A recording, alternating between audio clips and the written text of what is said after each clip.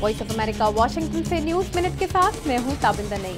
अमरीकी कांग्रेस में democratic party की अक़लियती रहनुमा नैन्सी पेलोसी ने कहा है कि ईरान के साथ एटमी मुआहदे पर अगले महीने कांग्रेस की किसी मुमकिन मुखालिफ करारदाद की सूरत में सदर ओबामा के पास वीटो का इख्तियार इस्तेमाल करने के लिए 140 डेमोक्रेटिक अराकीन की दरकार हिमायत मौजूद है। अब तक 60 डेमोक्रेटिक अराकीन ने अपनी हिमायत का ऐलान किया है।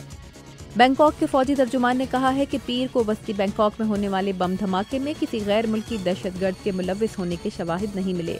धमाके में 4 चीनी सयाहों समेत 20 अफराद हलाक और 120 जख्मी हुए थे।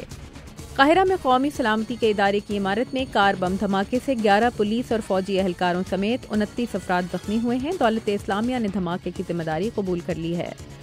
जनूबी और शुमाली कोरिया के दरमियान शेलिंग के तबादले से कोरियाई खित्ते में सूरत हाल कशीदा हो गई है। जनूबी कोरिया ने कहा है कि उसने अपने लाउड स्पीकर पर शुमाली कोरिया की शेलिंग के जवाब में शेलिंग की।